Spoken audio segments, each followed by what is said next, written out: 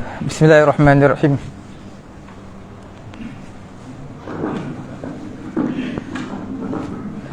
Bismillahirrahmanirrahim. Assalamualaikum warahmatullahi ta'ala wabarakatuh. Alhamdulillahi rabbil alamin. Wassalatu wassalamu ala rasulina Muhammadin wa ala alihi wa sahbihi ajma'in. Allahumma aghnina bil ilmi wa zayyinna bil hilmi wa akrimna bit taqwa wa jammilna bil afiyati ya arhamar rahimin. Rabbi syrah li sadri wa yassir li amri wahlul 'uqdatam min lisani yafqahu qawli. Rabbi yassir wa la tu'assir wa tammim bil khair wa bika nasta'in wa la hawla wa la quwwata illa billahil aliyyil azim. Alhamdulillah, tuan-tuan puan-puan dirahmati Allah Subhanahu wa taala.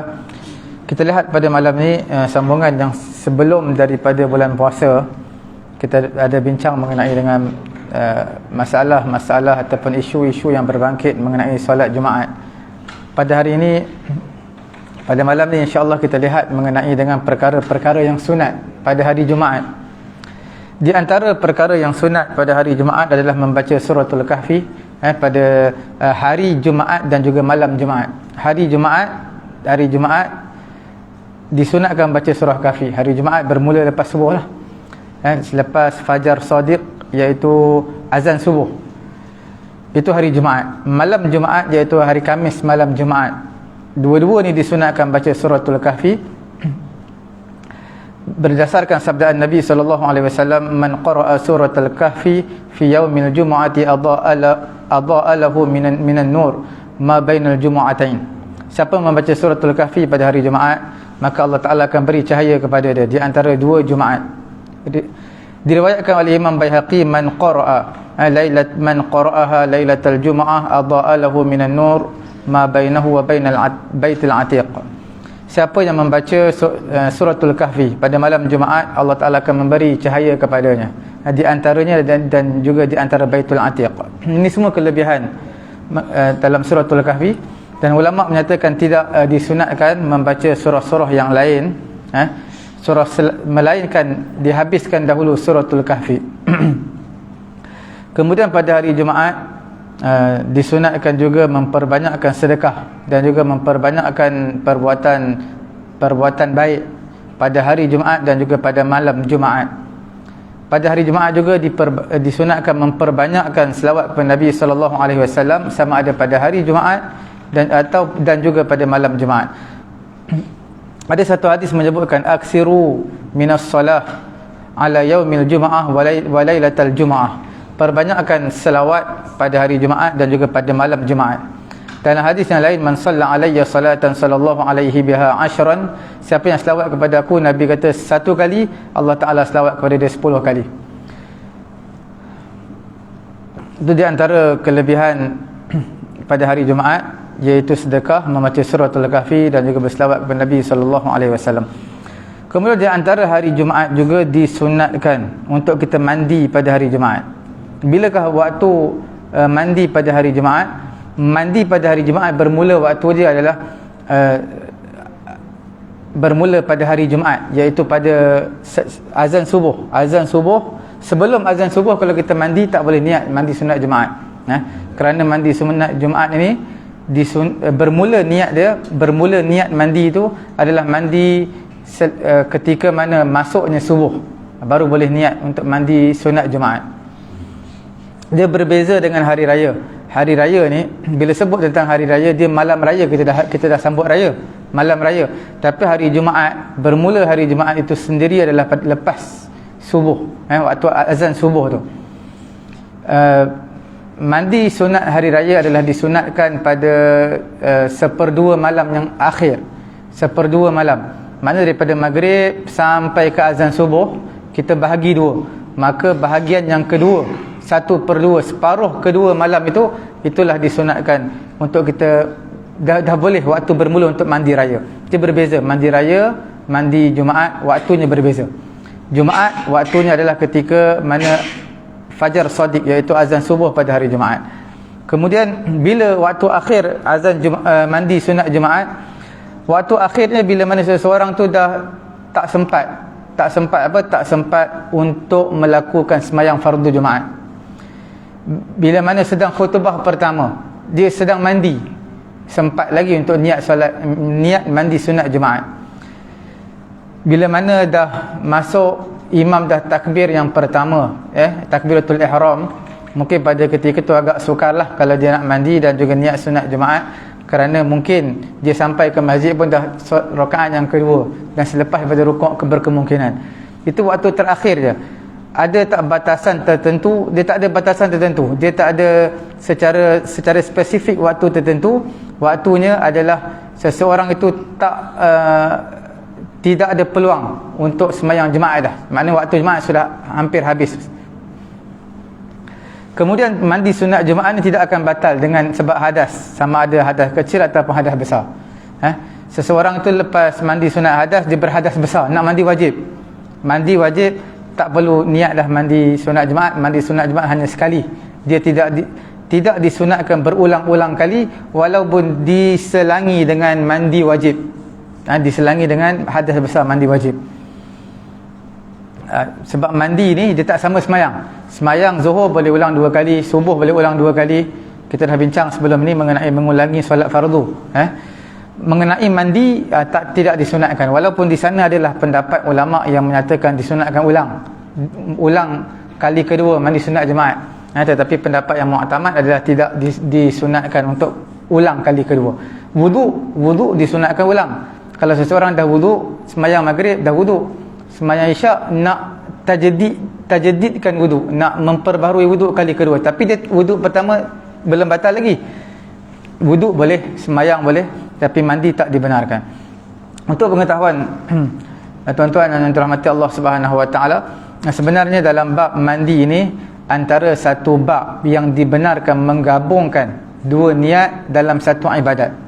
Kita panggil dalam bab tasyrik, at-tasyrik fi niyyah, berkongsi, share 2 niat dalam satu ibadat.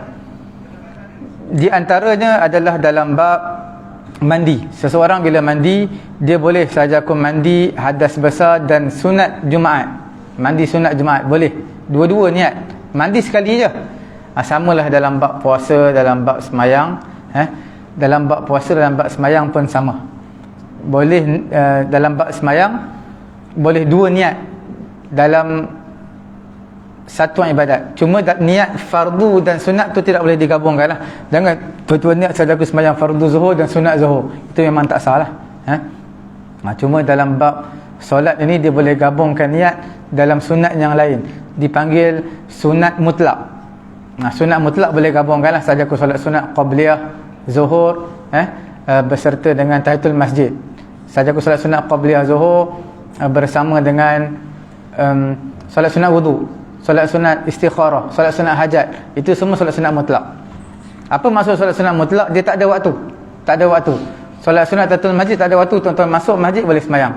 Solat sunat mutlak, solat sunat wudu tak ada waktu. Ambil wudu boleh semayang. Solat sunat istikharah tak ada waktu.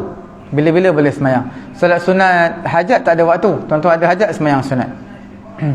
Kemudian kita lihat tidak disunatkan qada mandi. Mandi ini antara ibadat yang seseorang terlepas, maka tak disunatkan untuk mengulangi kali kedua. Untuk mengulanginya sekali lagi. Berbeza dengan semayang raya. Semayang raya tuan-tuan semayang tak sempat semayang, boleh dah habis waktu, boleh semayang, boleh qada. Sembahyang sembahyang sunat, sembahyang sunat apa? Sembahyang sunat hari raya dan juga sembahyang sunat yang lain tuan-tuan boleh qada. Sembahyang sunat tarawih pun boleh untuk qada.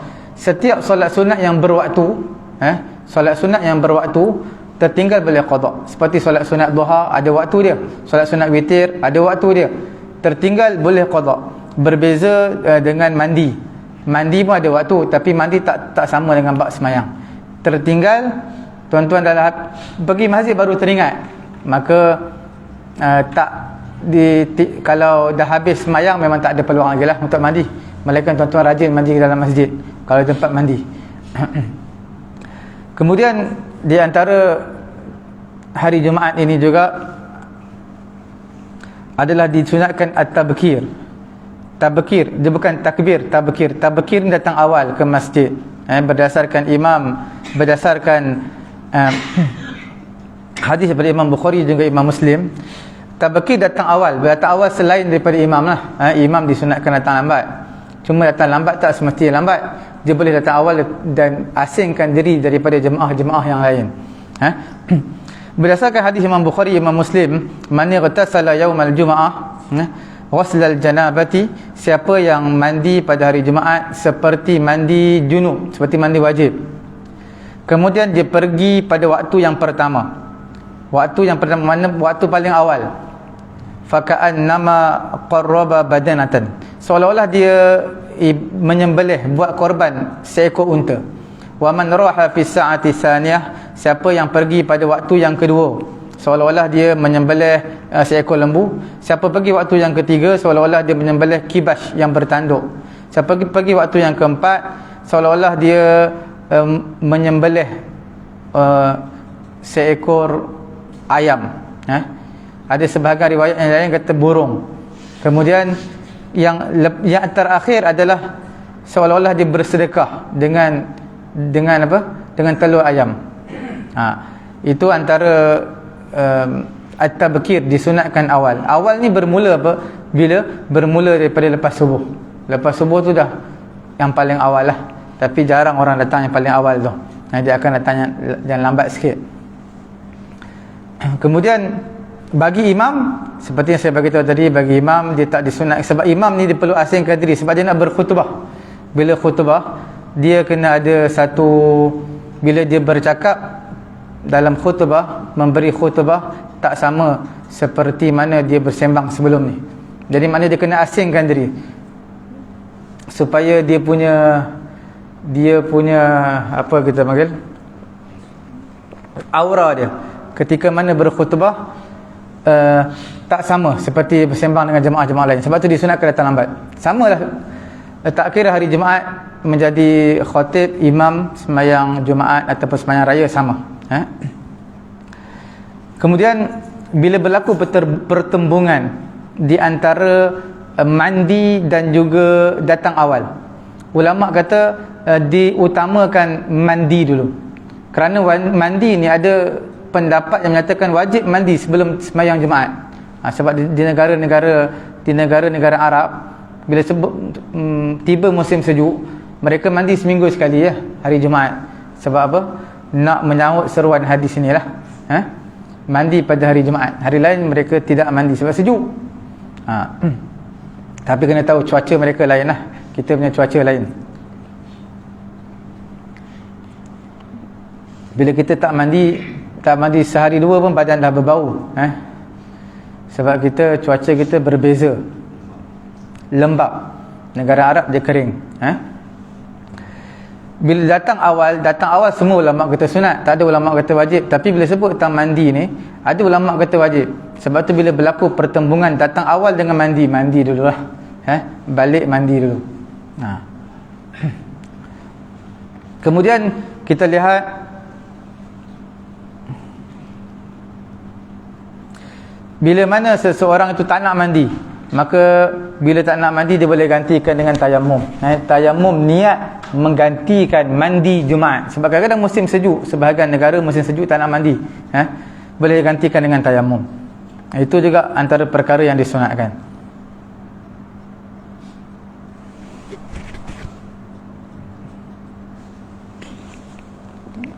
Bila sebut tentang mandi tadi, disunatkan berwuduk untuk mandi Jumaat.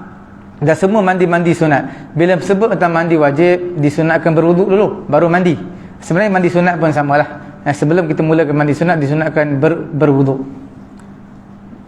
Walau li haid, walaupun bagi orang yang haid, wa man lam yakun muhdisan, walaupun dia tidak berjunub. Orang yang haid dia tak boleh ambil wuduk. Sebab apa? Orang yang haid mengambil wuduk hukumnya adalah berdosa. Sebab apa berdosa? Sebab dia mengambil wuduk dengan niat ibadat. Orang yang haid ini dia tak boleh niat ibadat dalam berwuduk, melainkan dia basuh muka, tangan, kepala, kaki tanpa niat wuduk. Itu tak apa. Kalau dia niat wuduk, maka hukumnya haram dan berdosa. Kerana orang yang haid dia tak boleh. Sebelum tidur disunatkan ambil wuduk. Orang yang haid tak boleh. Dia tak boleh. dia tak boleh apa, tak boleh ambil wuduk, sebab perkara tersebut dilarang oleh Nabi SAW. Berbeza dengan orang nak mandi sunat, maka mandi sunat ataupun mandi hadas kerana haid ataupun junub dan sebagainya, disunatkan berwuduk terlebih dahulu. Begitulah juga orang yang mana dia tak berhadas kecil, tak berhadas kecil, dia masih ada wuduk, tapi dia nak mandi sunat, maka disunatkan juga mengambil wuduk. Kemudian kita lihat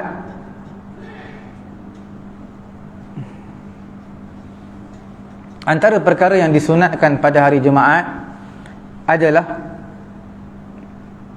memakai pakaian putih.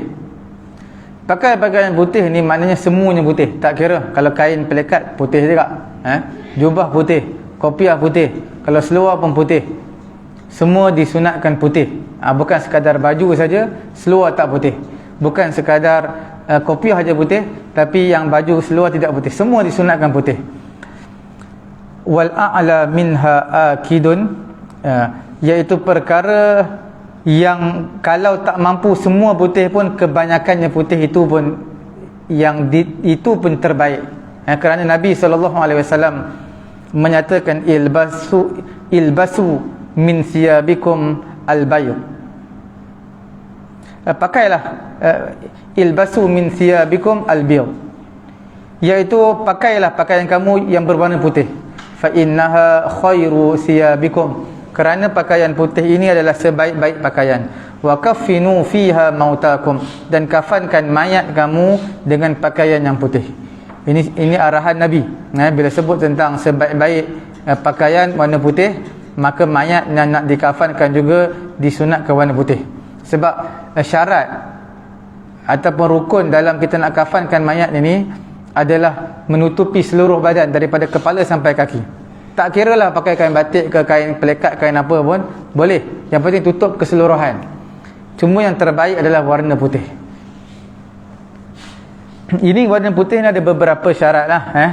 Sekiranya tempat yang perjalanan kita nak pergi sembahyang Jumaat, perjalanan tersebut yang tak mengotorkan jubah kita ataupun pakaian kita. Kalau kita pakai putih tapi perjalanan penuh dengan lecak dan sebagainya, maka itu dikecualikan, sebab takut kotor. Bila putih ni nampak kekotoran dia lebih.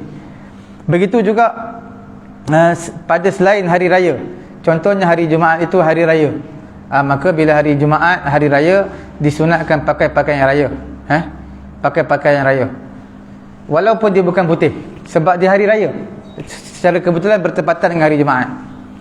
Walau wafaqa yaumuha yaumul aid ru'yal aid, kalau berlaku pertembungan hari raya dan juga hari Jumaat, maka diraikan lebih hari raya berbanding dengan hari Jumaat, sebab hari raya dia lebih tinggi berbanding dengan hari Jumaat. Secara kebetulan bertemu hari raya dan hari Jumaat pada hari Jumaat. Kerana berhias pada hari raya itu lebih dituntut, li'annaha li jami'in nas, kerana hari raya ni untuk semua manusia. Kalau hari sembahyang Jumaat untuk laki-laki je, jadi sebab itu bila sebut hari raya, dia lebih dituntut perhiasan, dia lebih berbanding dengan sembahyang Jumaat, kerana dia adalah tempat berkumpul manusia keseluruhannya, tak kira lelaki dan juga perempuan.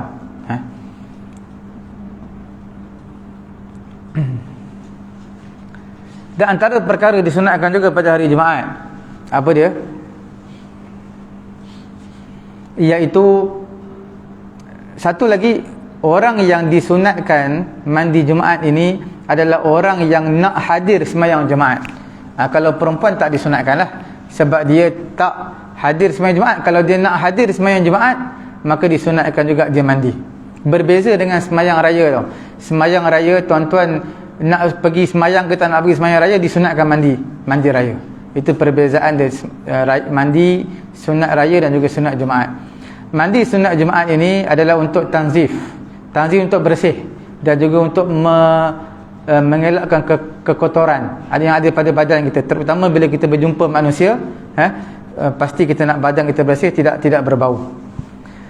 Adapun mandi hari raya, dia bersih lah juga, tapi dia lebih kepada perhiasan dan juga menzahirkan kegembiraan. Itu perbezaan antara mandi hari raya dan juga mandi Jumaat. Kemudian kita lihat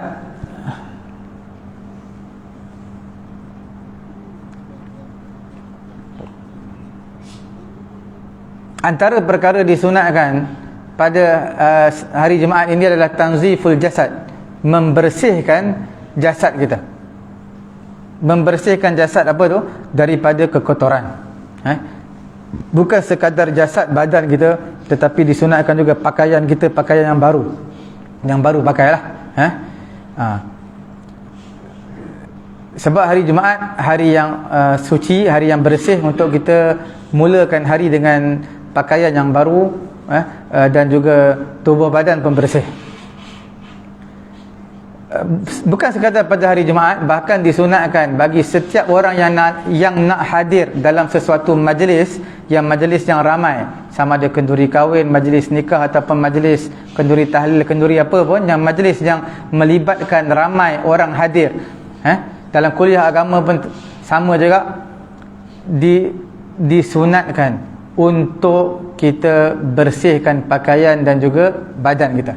Sebab kita tak nak bila kita duduk beramai-ramai dalam keadaan mulut kita orang tidak berasa selesa, ada bau, badan kita bau, pakaian kita bau. Sebab itu Islam ajar bila berkumpul ramai-ramai ini, majma' min majami'in nas, bila nak pergi satu tempat berkumpul, maka mestilah pakaian dan juga badan kita bersih, mulut kita bersih. Terutama pada hari Jumaat, tuntutan tersebut amat kuat. Kerana apa amat kuat?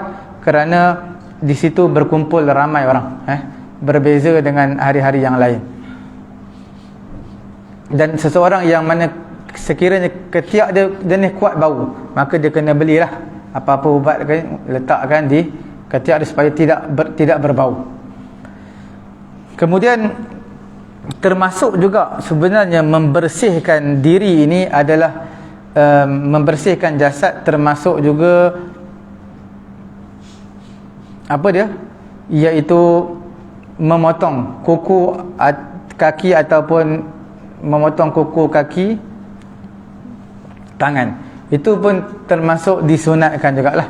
Bukan disunatkan secara khusus, tetapi disunatkan membersihkan diri pada hari Jumaat itu.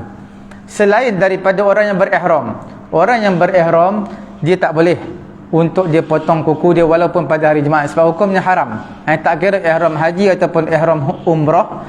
Orang yang berihram haji ataupun umrah, hukumnya haram sekiranya dia potong kuku dengan sengaja. Kalau ada sakit, ada penyakit pada kuku dia terpaksa kena potong, itu boleh, tidak berdosa, tapi kena bayar dam lah.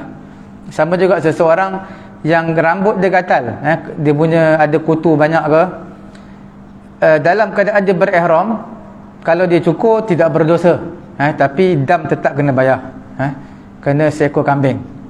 Kalau dia tak ada apa-apa masalah, rambut semua okey, tiba-tiba saja nak cukur, maka itu adalah haram dan berdosa, dan dam memang wajib kena bayar lah.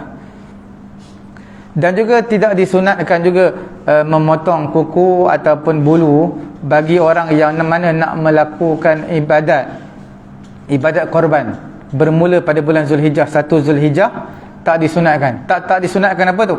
Tidak disunatkan untuk dia potong kuku walaupun pada hari Jumaat. Begitulah mencabut bulu ketiak ataupun buang bulu ari-ari, memendekkan misai. Semua ini dituntut pada hari Jumaat. Melainkan kalau bertembung hari tersebut ketika dia berihram, hukumnya haram. Kalau hari tersebut bulan Zulhijjah, dia pula peserta korban, hukumnya makruh untuk dia potong kuku dia.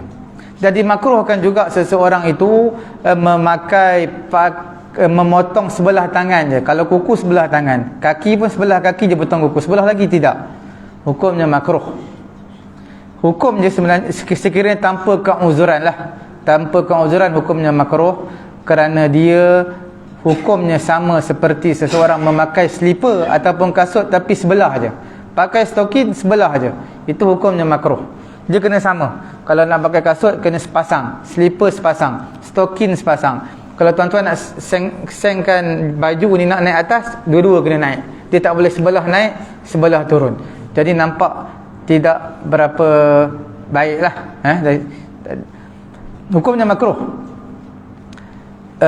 Cuma mengenai dengan potong kuku ataupun potong kuku ini pada hari Jumaat, hadis yang menyatakan disunatkan pada hari Jumaat, riwayat Imam Baihaqi, hadis tersebut tidak kuatlah, hadis yang lemah. Dan ulama menyatakan tidak ada riwayat hadis yang sahih yang menuntut daripada perkataan Nabi ataupun daripada perbuatan Nabi yang menuntut kita untuk kita buat potong kuku pada hari Jumaat berdasarkan hadis yang sahih. Tidak ada kaifiat, cara, dan juga tidak ada hari yang terpilih, hari yang tertentu. Ada hadis, tapi hadis tersebut dianggap palsu lah. Siapa yang potong kuku hari sekian akan, contohnya dalam riwayat hadis yang palsu yang menyatakan siapa yang memotong kuku pada hari Ahad, maka dihilangkan keberkatan dalam kehidupan dia. Siapa yang potong kuku pada hari Khamis, maka dihilangkan segala penyakitnya dan diberi kesihatan kepada dia. Siapa yang potong kuku pada hari Jumaat, maka dipanjangkan umur dia. Semua hadis-hadis ni hadis palsu, sebab tak ada satu hadis yang sahih menyatakan hari tertentu, menyatakan kaifiat tertentu. Kaifiat ni cara, dan tak dinafikan di sana. Ada Imam An-Nawawi rahimahullahu taala menukilkan daripada Imam Ghazali dalam kitab beliau Ihya, yang menyatakan yang afdal potong kuku adalah bermula jari kanan, ibu jari, jari telunjuk, jari manis, jari kelingking, kemudian jari apa? Kemudian ibu jari kanan, kemudian jari kelingking kiri sampai ikut turutan sampailah ke ibu jari. Ini semua Imam Nawawi menyebutkan dalam kitab dia, menukilkan daripada perkataan Imam Ghazali rahimahullahu taala. Tapi sebenarnya perkara ini tidak ada satu nas ataupun satu teks hadis yang sahih yang menyatakan kaifiat ini, yang menyatakan hari yang terpilih, hari yang tertentu. Sebab orang-orang tua zaman dulu memang cukup jaga benda ni. Padahal tak ada pun Nabi larang. Kalau potong kuku dah panjang, potong je lah, tak kira hari apa. Kadang-kadang kita nak potong kuku, dia kata hari ni hari apa, nanti dulu, esok hari Jumaat, potong hari Jumaat. Dah panjang, takkan tak nak potong je kuku. Dalam hadis yang lain, dalam hadis yang sahih, waqatalana fi qassis syarib, Nabi memberi tempoh waktu kepada kami dalam memendekkan misai, potong misai, gunting misai, wa natfil ibti, dalam mencabut bulu ketiak, wa taqlimi zufri, dalam ketika memotong kuku, ataupun dan juga mencukur bulu. Nabi kata apa? An yatruka li aksar min arba'ina yawman, jangan kamu tinggalkan lebih daripada 40 hari. Mana 40 hari itu adalah maksimum, maksimum potong kuku ataupun apa-apalah, cabut bulu ketiak, mencukur bulu ari-ari, semua sekali Nabi bagi tempoh 40 hari. 40 hari ni adalah kita panggil tempoh yang biasa, biasa. Tapi bukanlah makna tunggu 40 hari, tak. Panjang aja kuku, kalau bulu ketiak sudah panjang, potong aja. Kuku dah panjang, potong, tak kira. Nabi beri tempoh tu adalah tempoh yang kebiasaannya ataupun yang maksimum. Sebab sebahagian orang kuku dia cepat panjang, sebahagian orang bulu dia cepat ni lebat. Jadi dia kena, bila lebat cukur, bila panjang potong. Itu yang perlu, dan tidak ada batasan waktu yang tertentu yang Nabi sebutkan. So orang tua-tua dia nak gunting rambut pun sama juga. Dia tanya gunting rambut, nak gunting rambut hari apa? Hari ni hari apa? Sebenarnya gunting kalau dah panjang, gunting je. Rambut dah panjang, kuku dah panjang, gunting je. Tak perlu tengok hari apa, sebab tak ada pun larangan yang khusus dalam hadis Nabi. Samalah juga menyapu rumah pada waktu malam akan mewarisi kefakiran. Itu dalam kitab-kitab ulama ada, tapi tak ada pun Nabi sebut. Tak ada pun Nabi sebut sapu pada rumah pada waktu malam akan mewarisi kepapaan. Dah kalau anak kita makan kek kotor, sapu je lah. Takkan nak tunggu esok pagi. Kemudian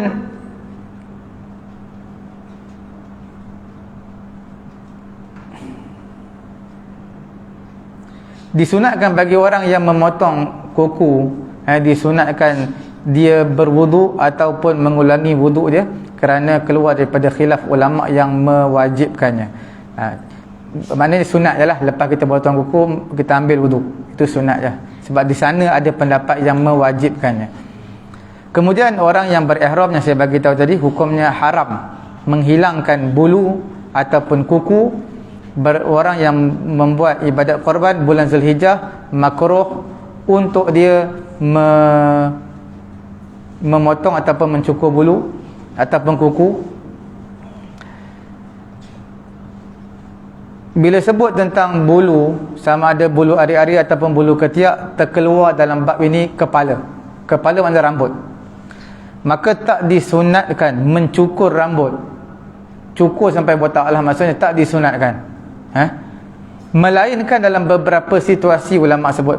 Situasi yang pertama, ibadat haji. Bila kita dah selesai ibadat umrah ataupun ibadat haji, maka disunatkan kita botakkan rambut kita, yang kita cukur. Dalam situasi biasa tak disunatkan. Tak disunatkan bukan makna tak boleh, tak disunatkan makna harus je. Kalau kita nak botakkan waktu biasa boleh, tak jadi masalah. Kalau tak nak botak pun tak apa, tapi dia bukan satu sunnah lah. Sebab rambut Nabi ada pelbagai versi riwayat lah. Ada yang kata sampai cuping telinga, ada yang kata sampai bahu, ada yang kata sampai tengkok. Jadi pelbagai riwayat. Kemudian disunatkan cukur bukan sekadar umrah dan juga haji, selesai umrah ataupun kita panggil tahallul, tapi untuk kanak-kanak atau bayi yang dilahirkan, disunatkan juga untuk cukur. Cukur tu makna disunatkan pada hari yang ketujuh lah. Sebelum hari ketujuh pun boleh. Disunatkan cukur. Cukur tersebut bukan gunting sikit-sikit. Kita suka gunting sikit-sikit, gunting sikit-sikit lepas tu cukur terus. Sebahagian kita gunting sikit-sikit, dah besar, dah umur setahun, barulah nak cukur. Sebenarnya cukur itu disunatkan untuk kanak-kanak. Sebab sebagai orang dia risau, takut. Sebenarnya kulit kepala kita tak sama dengan kulit-kulit lain. Kulit kepala kita agak tebal lah berbanding dengan kulit yang lain. Sebab tu kalau bayi kita cukur pun tak apa, dia tak akan luka lah, tapi jangan tekan kuat sangat. Orang kafir yang masuk Islam juga disunatkan cukur. Ulama menyatakan, dan orang yang susah apa tu? Susah nak jaga rambut dia, banyak kutu ke apa, kelimomo ataupun apa-apalah yang susah nak jaga rambut dia, maka cukur. Selain daripada itu, diharuskanlah kalau kita nak cukur rambut. Di sana ada ulama menyatakan, tapi ini tidak ada sandaran ataupun tidak ada hadis yang sahih menyatakan perkara ini, tapi sebahagian di kalangan ulama-ulama dulu buat, bahkan perkara tersebut benar, walaupun tak ada hadis yang sahih dan tidak ada sandaran yang kuat mengenai perkara ini, iaitu siapa yang mencukur kepalanya 40 kali, 40 kali dalam 40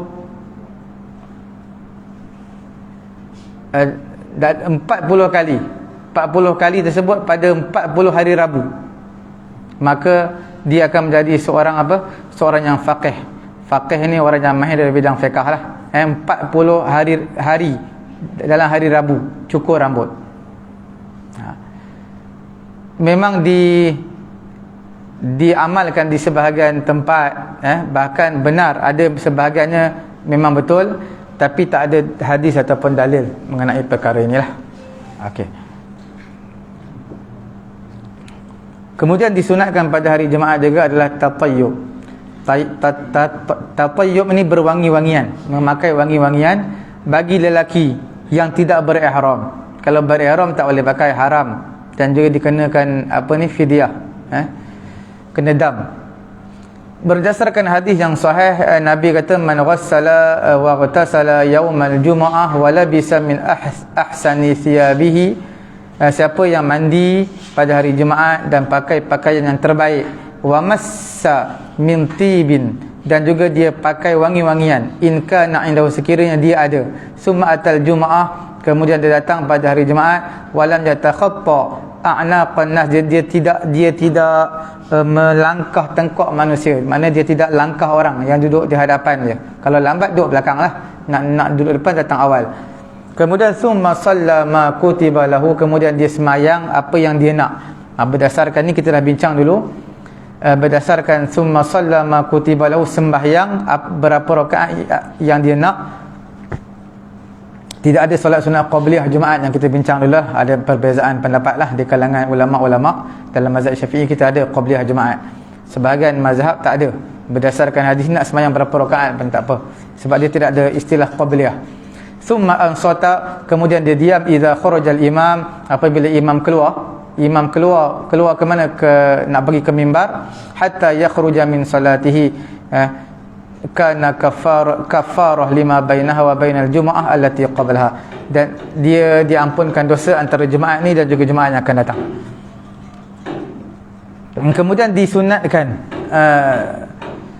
bagi khatib memakai pakaian yang terbaik daripada makmum. Sebab apa? Sebab dia semua manusia, ribuan manusia di hadapan dia akan melihat dia, jadi kena pakai pakaian yang terbaik. Dimakruhkan memakai pakaian hitam. Ada ulama kata khilaful aula, kepada siapa? Kepada khatib lah, sebab dia dilihat oleh ribuan manusia.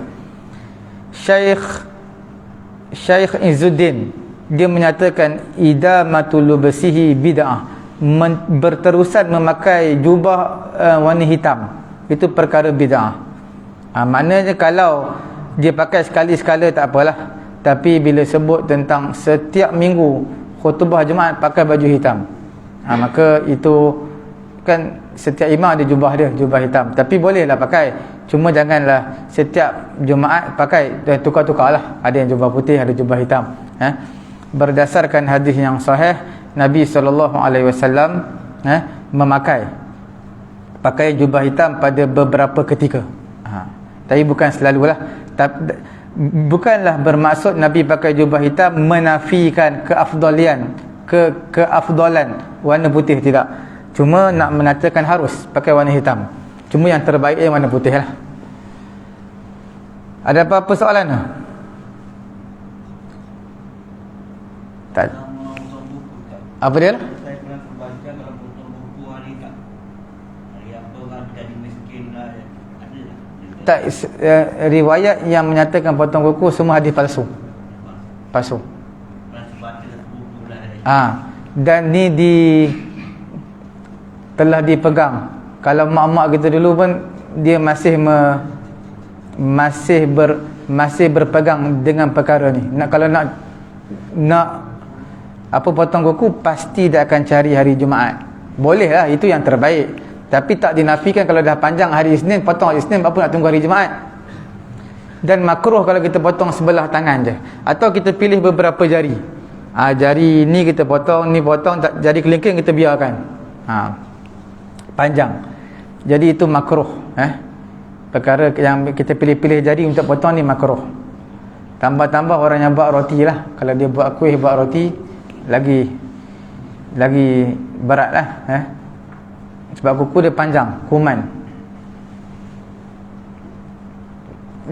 Tidak ada riwayat yang sahih yang menyatakan kaifiat, cara ataupun hari tertentu untuk memotong kuku. Riwayat yang tentang hari Jumaat daripada Imam Baihaqi tu ada, tapi tidak kuat lah.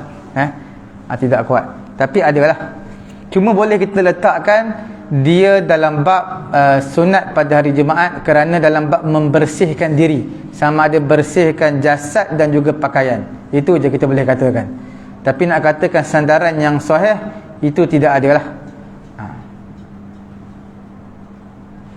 Kemudian pada hari Jumaat, sikit lagi disunatkan berjalan kaki lah. Man ghassala wa ghatasala wa bakkara wa batakara wa masya wa lam yarkab. Dia berjalan dan tidak tidak menunggang kenderaan. Wadana minal imam, dia duduk dekat dengan imam. Wastama'a walam yalgha, dia duduk dekat dengan imam, dia dengar khutbah yang disampaikan imam dan tak buat perkara-perkara yang sia-sia. Lagha, perkara lagha ni zaman dulu dia main apa, batu-batu. Sebab zaman dulu dia semayang pun atas apa, padang pasir. Jadi bermain batu-batu depan dia, itu adalah perkara yang lagha, sia-sia, menghilangkan pahala Jumaat. Pada zaman sekarang dia tak ada benda ni, dia sama ada melayari WhatsApp, Facebook, sedangkan khatib menyampaikan khutbah itu perkara lagha. Sebab tu tak dibenarkan menggerakkan tabung pada hari Jumaat, tabung, sebab gerak akan menghilangkan apa, fokus orang sebelah sedang mendengar khutbah Jumaat. Jadi kita tak perlu buat apa-apa, cuma dengar saja khutbah yang disampaikan. Kana lahu bikulli khatwatin amalu sanatin, dan setiap langkah dia menyamai amalan setahun. Ajru siyamiha wa qiyamiha, ganjaran puasa setahun dan juga qiyam setahun. Riwayat ni riwayat siapa? Saya tak pasti ada riwayat. Tidak apa jelas. Okey. Jadi di sini untuk sembahyang Jumaat ini disunatkan berjalan kaki, pergi dan juga pulang. Pergi dan juga pulang. Bukan sekadar sembahyang Jumaat, sembahyang hari raya pun sama. Pergi dan pulang disunatkan berjalan kaki. Mengiringi apa? Jenazah ke tanah perkuburan, itu juga disunatkan berjalan kaki. Pergi dan pulang, pergi. Jadi semua ini disunatkan berjalan sekiranya tidak jauh sangat. Kalau dah jauh sampai 2-3 km, naiklah kenderaan. Dalam situasi biasa disunatkan berjalan kaki. Kalau terlampau jauh, dia naiklah kenderaan. Kemudian disunatkan juga berjalan pergi dan balik laluan yang berbeza, yang berlainan. Itu disunatkanlah. Sama juga sembahyang hari raya, sama juga ibadat-ibadat lain. Sembahyang fardu kita datang ni, sembahyang fardu isyak maghrib kita datang, yang terbaik jalan lain, balik jalan lain. Sebab supaya perjalanan kita tu disaksi oleh apa, pokok-pokok ataupun apa-apalah yang ada di sekeliling kita, semakin ramai yang menjadi saksi terhadap kehadiran kita ke masjid dan juga pulang kita daripada masjid. Cukuplah sekadar ni majlis apa, bincang mengenai dengan sembahyang Jumaat. InsyaAllah kita sambung lagi ada beberapa perkara lah mengenai dengan perkara-perkara yang disunatkan. Jadi ada dua, satu perkara disunatkan hari Jumaat dan juga perkara yang disunatkan ketika Jumaat. Ini kita sedang bincangkan hari Jumaat apa yang disunatkan. Okey, cukup sekadar itu. Mudah-mudahan Allah Ta'ala memberi kefahaman kepada saya dan kepada tuan-tuan. Subhanallahumma wa bihamdihi, subhanakallahumma wa bihamdika, asyhadu an la ilaha illa anta, astaghfiruka wa atubu ilaik. Bismillahirrahmanirrahim. Wal 'asri innal insana lafi khusr illa alladhina amanu wa 'amilus solihati wa tawassaw bil haqq wa tawassaw bis sabr. Bismillahirrahmanirrahim. Alhamdulillahirabbil alamin, wassalatu wassalamu ala rasulina Muhammadin wa ala alihi wa sahbihi ajma'in. Allahumma anfa'na bima 'allamtana wa 'allimna ma yanfa'una wa zidna 'ilma. Alhamdulillahi ala kulli hal wa na'udzu billahi min hali ahli nar. Wa sallallahu ala sayyidina Muhammadin wa ala alihi wa sahbihi ajma'in. Alhamdulillahirabbil alamin. Taqabbalallahu minna wa minkum.